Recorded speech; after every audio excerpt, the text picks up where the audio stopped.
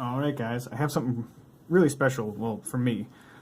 This is an Ibanez RG370DXL for left-handed, because I'm a weirdo like that. And this thing has been sitting in a case for years.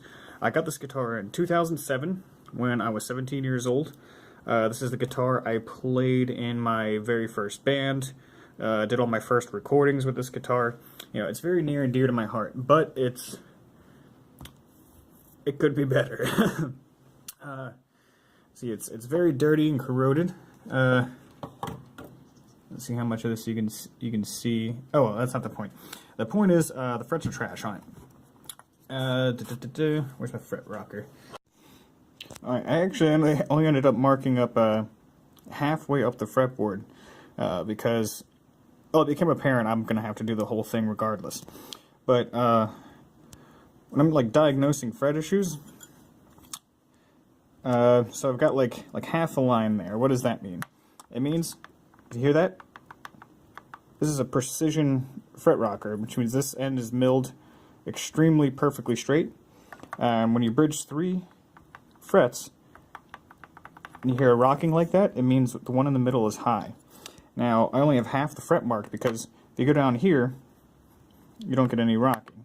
Here, you don't get any rocking. But up here, it rocks.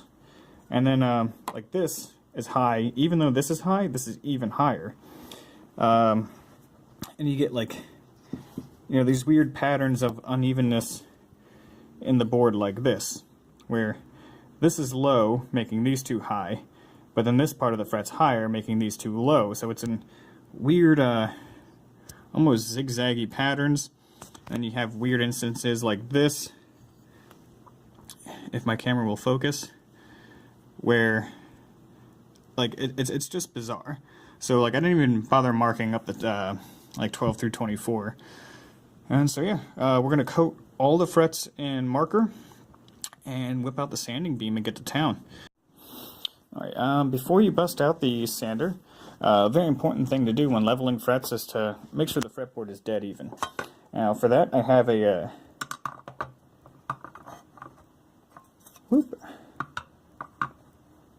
notched straight edge. Now my straight edge it's set up for 24 3/4 and 25.5 inch scale guitars, which will cover, I don't know, 90% or so of all guitars I'm ever going to touch. And the reason why you want the notched one is because if the frets are uneven, you don't want to measure the action based on the frets. Now, if we come take a peek down here at the first fret, you got a gap. You see that gap? And then you come down here to the end, and you got another gap. That means we've got a little bit of back bow. So before we start sanding, we've got to eliminate that back bow. Just make a simple truss rod correction. Give it a few minutes for the wood to react, and then go back in, remeasure it, adjust as necessary, and then get on to leveling. We are ready to go. We got the wide angle on so you can see more of the neck. I have a big steel sanding beam with adhesive sandpaper on the bottom. Oh, let's just clean that off real quick. Yeah, the sandpaper is usually good for more than one job so long as you keep it clean. Now what we're going to do is keeping the sanding bar perpendicular to the frets. We make passes back and forth, but I'm putting no downward pressure on it. This thing has some weight to it, and that is enough.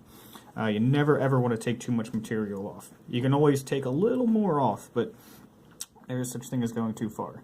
Now you keep it exactly perpendicular to the frets, and you let it kind of rest to be on the radius of the fret. And then, oh, easy peasy, you just run it straight down.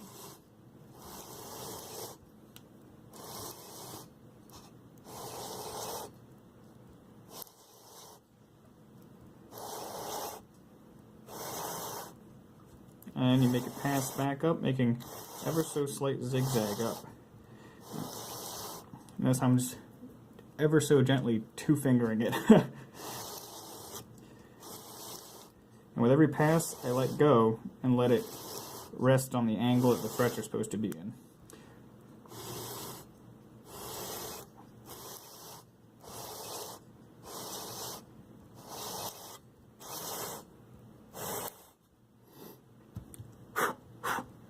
And we should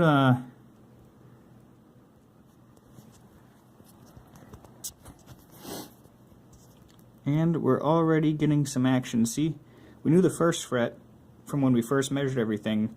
The first fret was good. Like the second and the third fret were high though. And you can see that we're already getting some material taken off of them. That fret's already getting hit. That fret's already getting hit. After only a few passes, you can already see where our high spots are, what's been taken off, because the high frets will the sanding beam will rest on the high frets and work its way down to the low ones. You can see like fret number 4 here is already starting to come off a little bit, kind of unevenly too. It's strange. And up here, these frets are getting hit. These frets are getting hit. And so we got a low spot up here, but the high spot of the fret is getting hit. Fret 12 is already completely taking the marker off. And then our upper frets here are just barely getting skimmed. But they are being hit. The upper frets, which means the upper frets are actually fairly even. Now see, we got low spots down here that aren't getting hit, low spot here. So yeah, we're just going to make passes until on the lowest spots we're just barely getting the marker off. And well, once you've gotten it to that point, then you're level, and then it's time to move on to crowning. So yeah, we're just going to keep going slowly but surely with that sanding beam. And then once we get everything really nice and level, I'm going to roll off the upper frets and show you how that is. That lets you push the action lower. That's pretty cool. So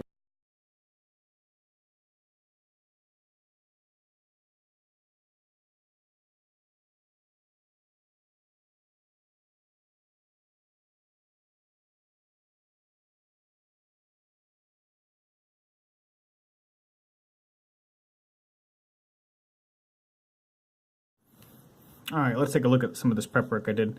I lowered the bridge in the middle pickup to avoid hitting them with the beam and put some tape on them just in case. The beam shouldn't hit them, but you can never be too safe. And then I have the 12th fret with a layer of tape on it, and the sanding beam I have taped off. And yeah, so that's going to do. Just going to put it at an angle. And when you're doing this, you can only make short, quick strokes. Oh, and I remarked the upper frets, by the way. I put more marker on them.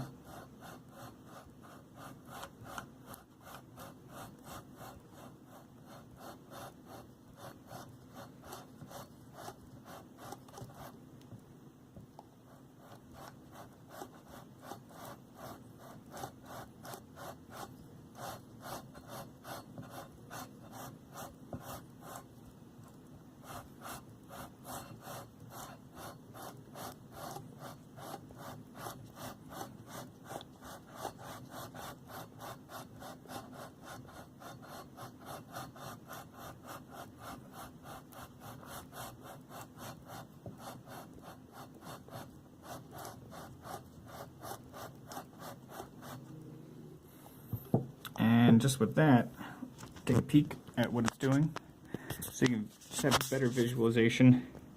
Oh yeah, I remarked all the frets. I can't remember if I mentioned that or not. As you can see, these two are getting some more taken off, and we're starting to hit these last ones back here. But these ones in the back haven't gotten hit yet.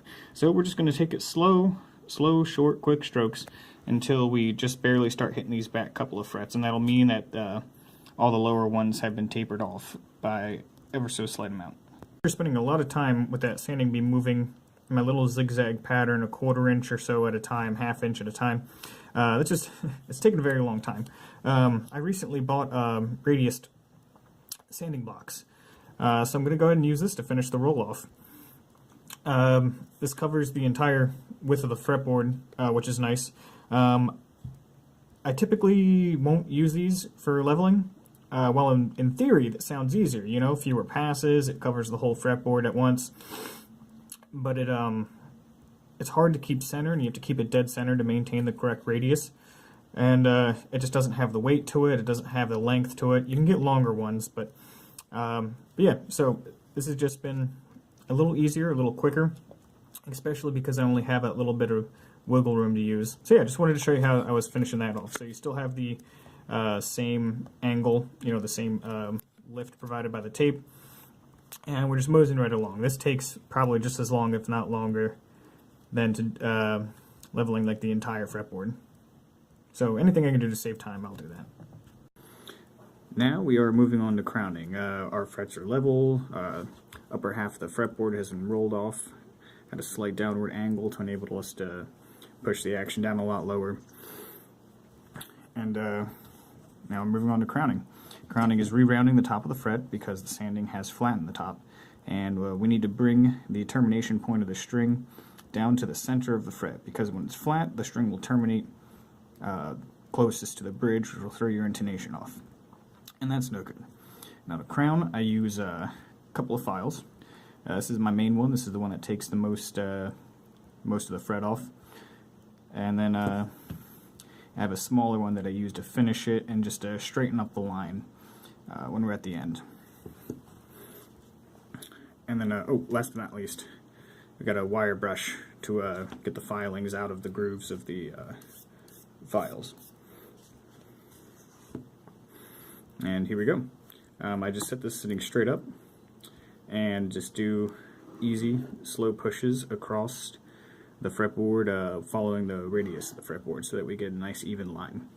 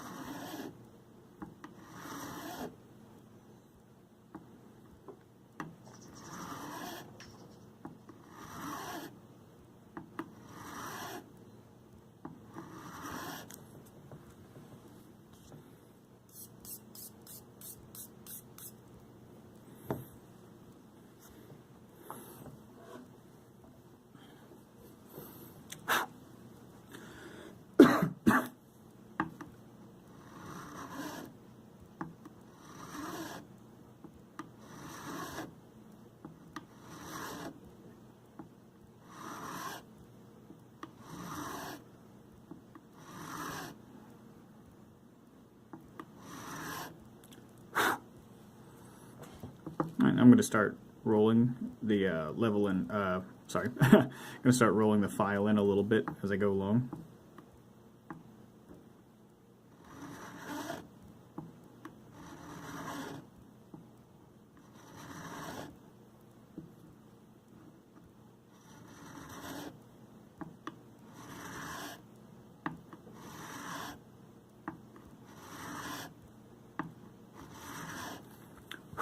And when I roll the file in, it's taking more and more of that shoulder off the fret and bringing that line that I marked on top in closer and closer to the middle.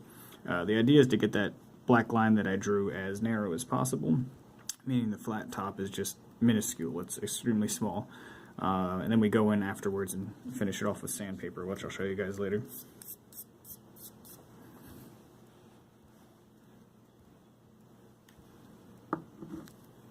Sorry, the light from the camera is making it hard to see. Need to go in again from this side.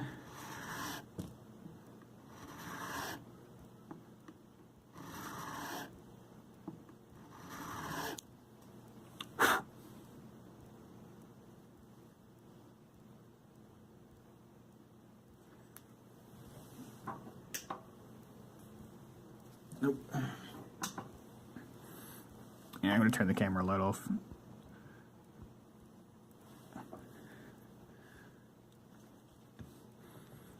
Alright, it's looking pretty good right now, actually.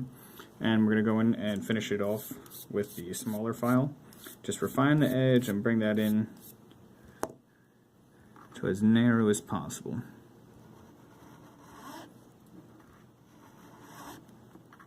And to straighten it up, because not every fret files evenly. You know, they have different high spots and low spots.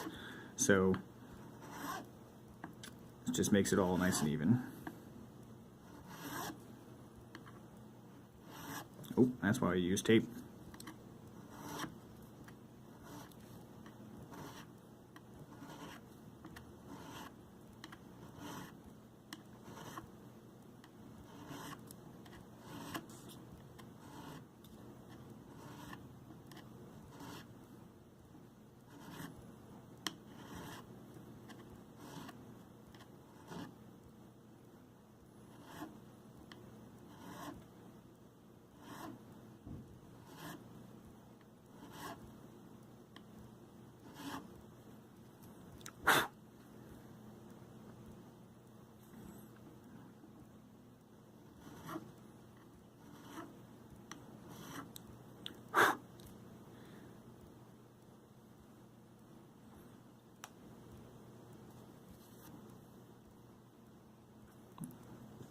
There we go, and that looks good. It should sand off nice and easily. And it's just a thin line going down the middle of the fret.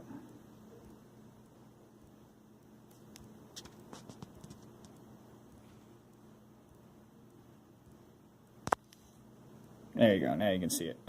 The glare is making that tough on us. Yep, it doesn't have to be supremely perfect, because like I said, afterwards we're going in with sandpaper and just finishing everything off. All the frets are now crowned. The next step is final sanding and setup. But first, I've learned over doing this more than a couple times that when you tape, because I'm going to fully tape up the fretboard for the sanding, and when you tape it all up like that, while the fretboard's not clean, the tape is just really rough to get up. So we're going to clean the fretboard up really well first, get the gunk off of it, and give it a nice coat of oil. I got some quadruple zero steel wool. Oh, I also had to take the neck off the body of the guitar to crown the upper frets. The Quado steel wool, well, it'll start the frets for us, but it's mainly to get all the gunk and crap off the fretboard.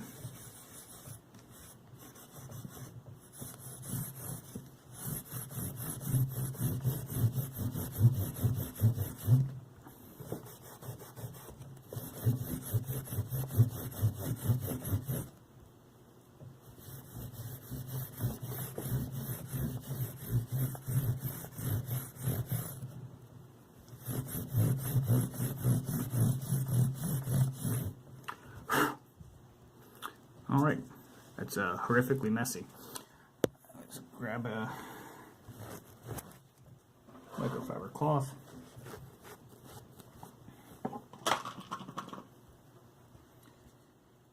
And now, the next thing, kind of the secret ingredient, is naphtha, or Zippo fluid. This stuff is the best for getting grease off of stuff, getting adhesive leftovers from like stickers and whatnot off of things. And I have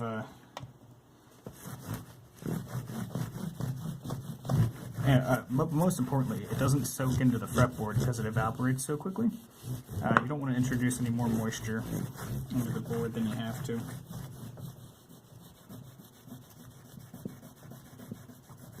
Get in there right up against the frets.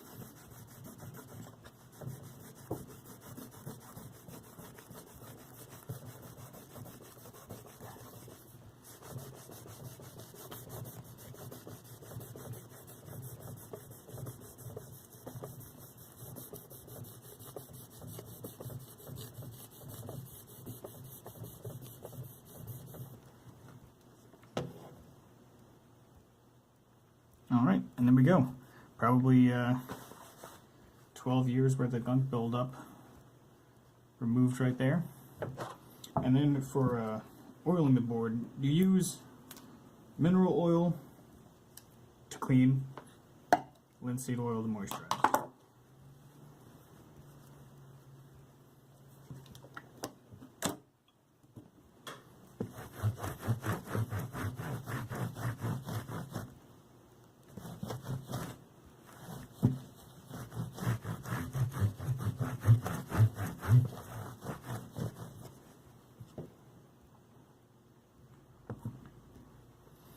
Alright, and that's that.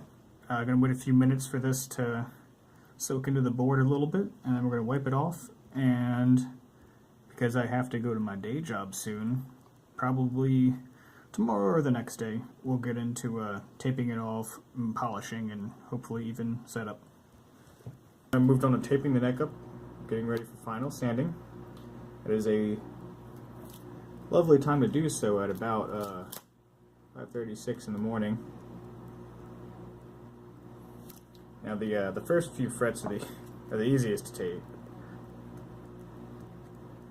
I just use a piece of tape thinner than the, or narrower than the fret, and just go right up against the butt, right up against the side.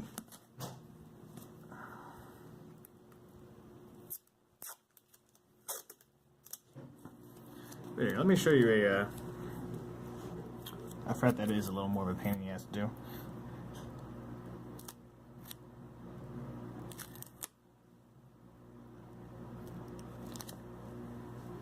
There you go. Stick that on there. I use my fingernail to kind of jam the tape. There's a little bit of space where the fret and the fretboard meet. X-Acto knife.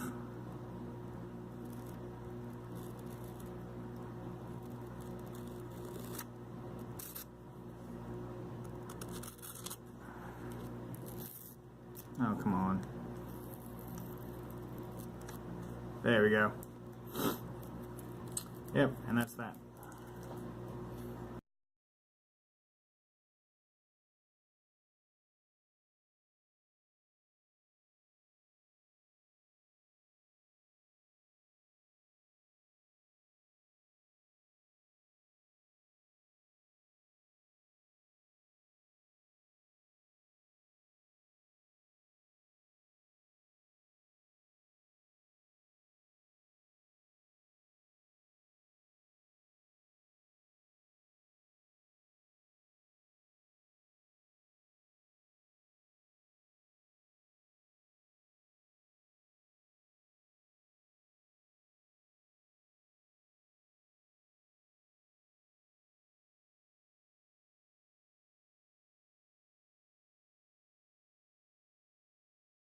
Here we go, it's sanding time.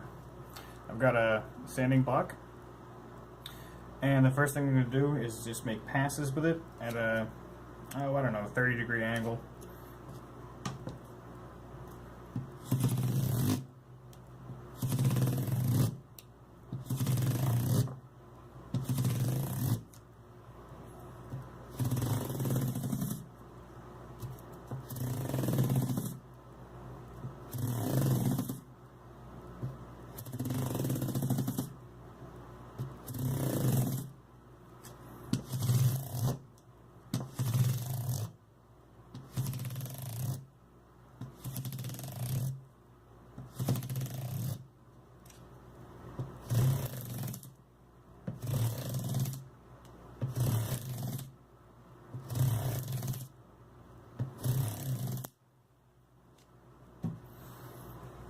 And then we need a little piece of sanding paper.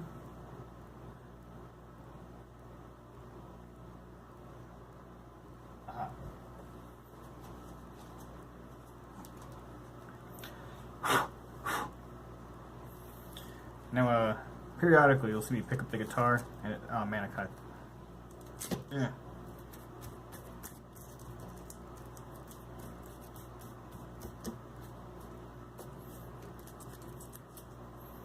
And you can tell where your little line of not fully rounded is by the highly scientific method of just kind of looking at it. Anyway, you just take the sandpaper and get in there. You want to remove all the really bad chuff marks or anything caused by the crowning file. Get in there on the sides of the frets, and then follow the line. You can see the line, the very narrow line we left when we were crowning. You need to get up on the shoulder of that line,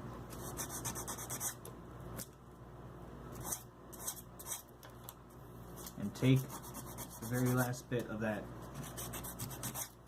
noticeable edge off.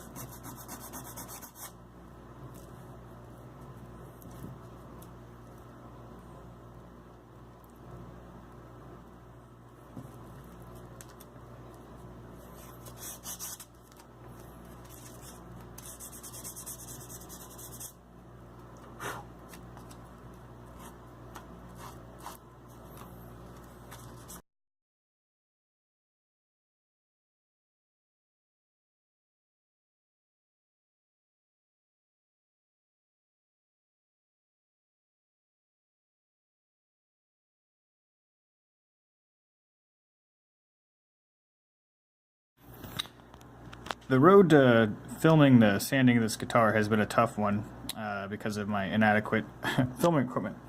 So right now I'm going up the whole fretboard with 1500 grit, removing any of the bigger scratches and lines. As you can see that this is the one I've gotten to. Still need to work on this one a little bit more, but compared to this one, you know, it already looks a lot better. So we do 1500. 3200, 6000, 8000, and 12,000. And we're gonna get the frets looking super awesome. Next, back on the body, and we're about to enter the final setup phase. The first step to setting up any guitar with a floating tremolo is to block the tremolo off and forget it exists. I'm just kidding. Well, that's just my personal preference anyway. I am not a fan of floating bridges. I do know how to set them up. I know how to work with them. I know how to do all that stuff. I've lived with them for a long time. But they are not my personal preference. So I'm going to... This is going to be fun.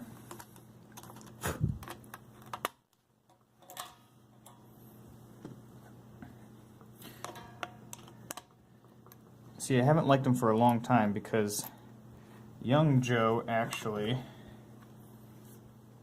This is going to be kind of funny.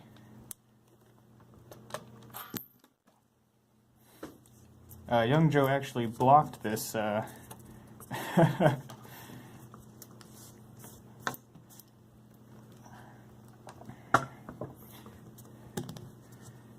can't remember when I put these in here, but here's a chopped up penny, pieces of guitar picks, a bunch of nickels and dimes wrapped up in tape.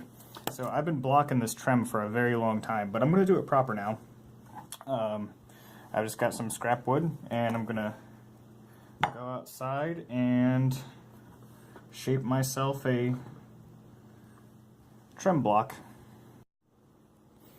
In typical floating bridge fashion, this was a huge pain in the ass and took way too long, but we have our like block cut, and I've got it glued in. I wanted to leave the claw in because it well, that's where the guitar grounds to, and I'm going to run a wire from that into where you would normally stick the other end of the spring so that my bridge ground works. But yeah, we're just going to wait for that to dry. I'm going to block the other end as well so that the bridge, you know, stays in. And then we're going to string it up and set it up. I work on tremolos. I have no problem working on tremolos. I just personally don't like them on my own guitars. So we're going to nip this one in the butt forever. We've got the bridge all blocked up and level how we want it. And now it's time to string her up. And I'll show you the cool, quick way that I've always done floating style bridges. I just pop the ball end up here actually, you just put the string on backwards more or less. That saves you time in having to cut the ball end off.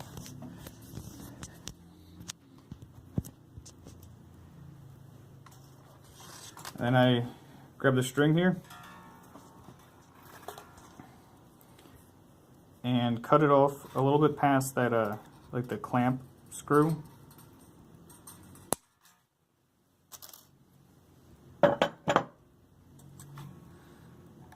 Pop it in there, make sure it's centered, and clamp down on it.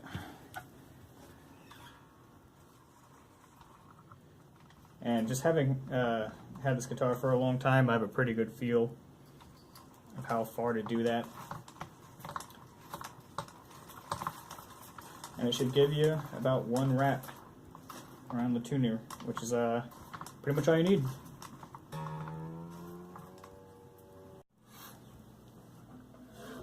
The guitar is all strung up, and we've got it tuned to pitch. I'm gonna have it primarily play this in like standard and drop D. And the first thing you do before you do anything in regard to setup is to get the truss rod adjustment where it needs to be. You always want to measure the truss rod adjustment in playing position, because then the guitar laying down, like everything, can affect it a little bit. But what matters most is how it measures and plays when you're actually holding the guitar. Next, get out your feeler gauges. A business card is also about the width, a business card will do. I think they're like 0.016 millimeters, 0.016 inches thick, which is close, but you want to have precision instruments.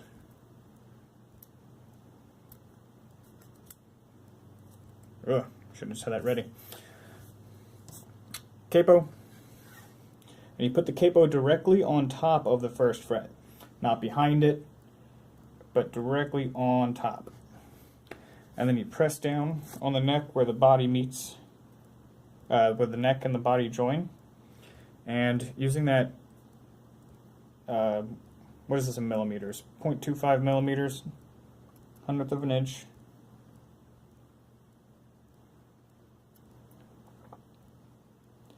You measure at the 7th fret. If it doesn't touch the string, you have a little too much relief, and if the feeler gauge lifts the string, you don't have enough neck relief. And you want to get that balanced where it just barely fits, and that's how you know your truss rod is adjusted. We measure bridge height at the 12th fret, and I have this string action gauge, and I like to use the 64th scale on it, 64th of an inch. My baseline for like my minimum acceptable height, or maximum acceptable height, is 4/64ths of an inch on both sides. See if the camera can pick up what we got here. See, it's measuring from the fret to the bottom of the string, and this is actually a little above 4/64ths, and that's a little above 4/64ths. So this fret's we gotta adjust it, gotta bring it down a little bit.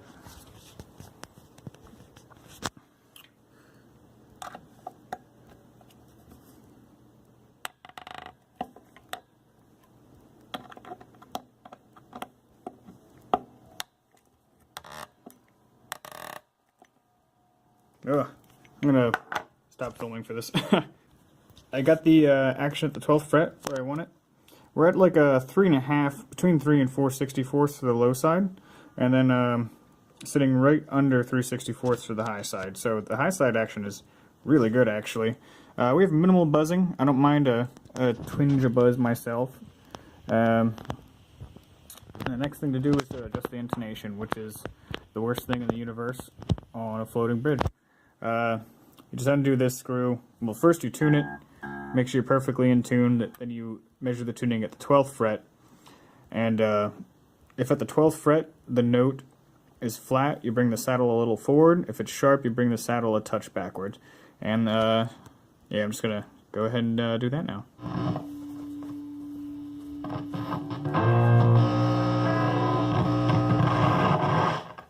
Alright. We're dealing with a multitude of electrical issues, which is awesome because that means I get to use my expensive soldering iron I just bought. So, but you know, it's enough that I can do a little play demo for you.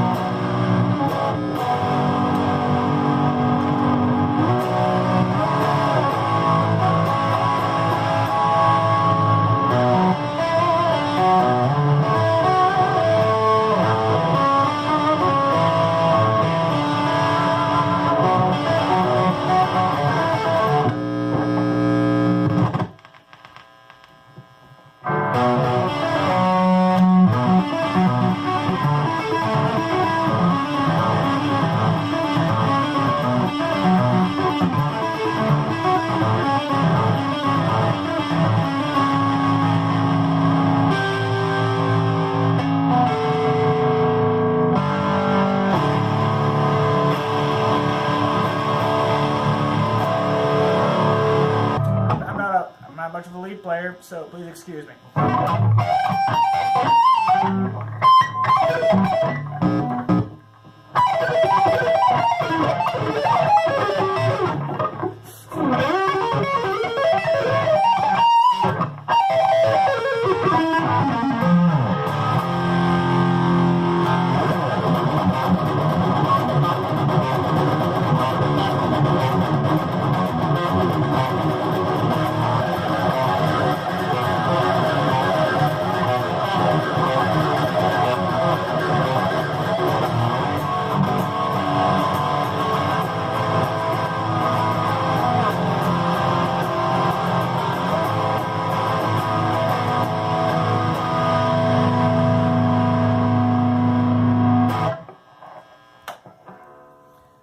Alright, so I'm going to tear this thing apart electrically and fix everything that's wrong with it. Probably not going to film that because this video is already long enough. So thanks for checking it out. If you want me to do this to your guitar, I'll do it to your guitar.